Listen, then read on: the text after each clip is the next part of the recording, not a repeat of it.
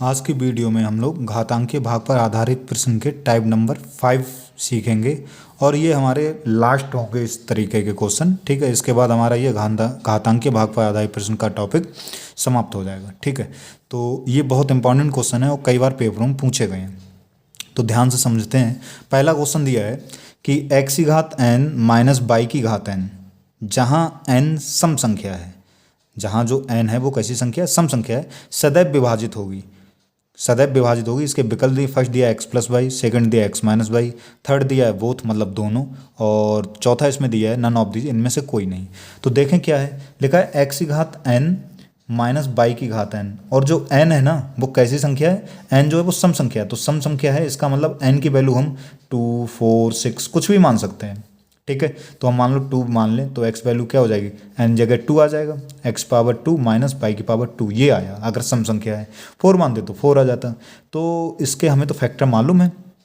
ठीक है, स्क्वायर लगा है, बीच माइनस है, तो इसके फैक्टर क्या होते हैं, एक बार जोड़ दिया जाता है मतलब x प्लस बाई, और एक बार क्या किया जाता है x माइनस बाई। एक बार जोड़ दिया जाता है, एक बार घटा दिया जाता है। पहला विकल्प क्या दिया, x प्लस बाई दिया, तो अगर इसको x प्लस बाई से भाग करेंगे, ठीक है, इसको x प्लस बाई से भाग किया जाएगा तो x प्लस बाई से x प्लस बाई जो होता है वो कैंसिल हो जाएगी, यानी कि पूर्णतः विभाजित हो जाएगी। अच्छा, अगर x माइनस बाई से भी भाग दोगे, हमारी यही तो संख्या है x प्लस बाई और x माइनस बाई, अगर इसको हम x माइनस बाई से भी भाग देंगे तो इससे भी पूर्णतः विभाजित हो जाएगी।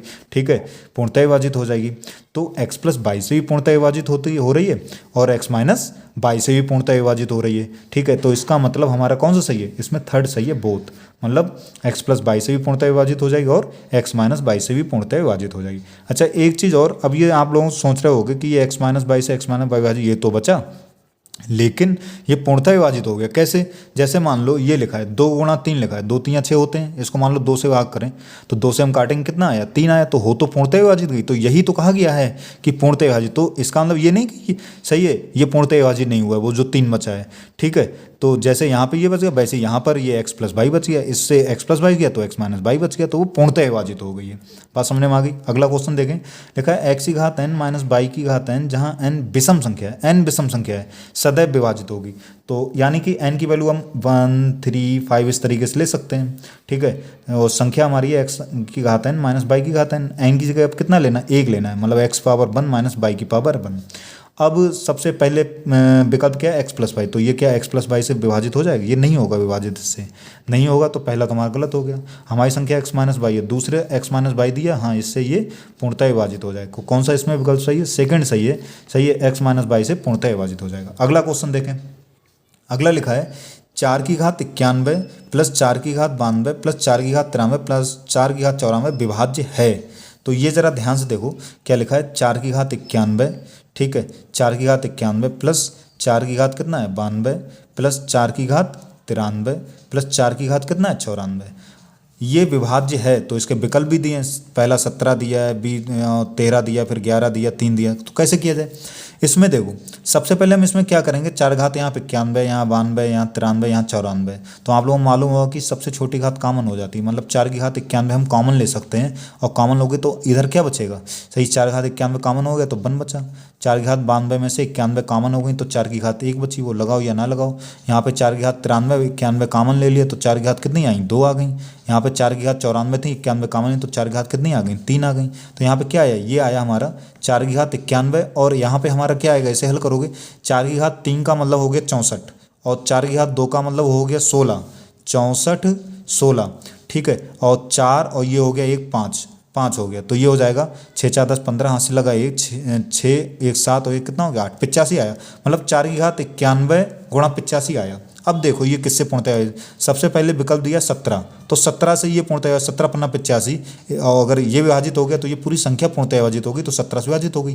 13 देखें, 13 से नहीं विभाजित होगी, 11 से विभाजित नहीं होगी, 3 से विभाजित नहीं होगी, तो हमारा आंसर इसमें क्या आ जाएगा, 17 आ जाएगा। इसका आंसर हमारा क्या है, 17 है। ठीक है, 17 पन्ना 85 होता है, विभाजित होगी, तो इस तरीके से ये हमेशा सदैव किससे, 17 से विभाज्य होगी। अगला क्वेश्चन देखें, अगला लिखा है 2 की घात 71, ठीक है, प्लस 2 की घात 72 प्लस 2 की घात 73 प्लस 2 की घात 74, निम्नलिखित 2 की घात कितना है 74, 2 की घात 74 लिखा है, निम्नलिखित में से विभाजित है।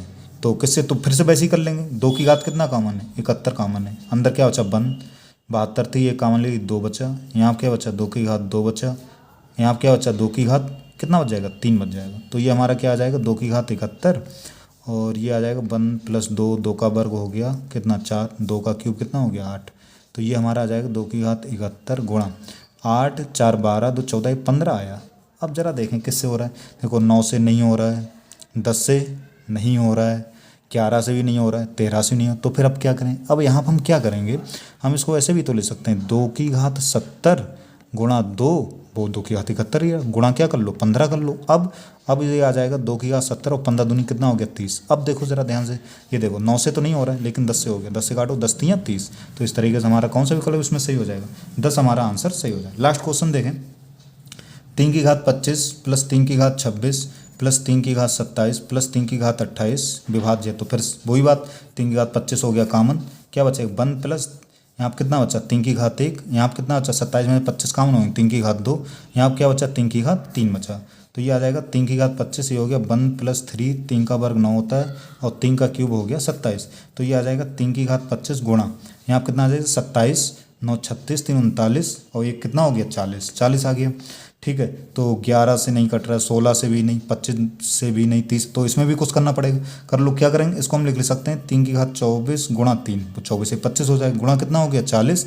तो ये हो गया 3 की घात 24 गुणा 40 3 120 हो गया ये। अब देखो 11 से तो अब भी नहीं हो रहा है, 16 से भी नहीं हो रहा है, 25 से भी, 30 से हो जाएगा, 30 को 30 चौका 120 और ये पूर्णतः विभाजित हो गया। तो इसमें हमारा आंसर क्या हो जाएगा 30 हो जाएगा। तो आशा करता हूँ कि घातांकीय भाग पर आधारित प्रश्नों से संबंधित सभी प्रकार के प्रश्न आप लोगों को समझने में आ गए होंगे। धन्यवाद।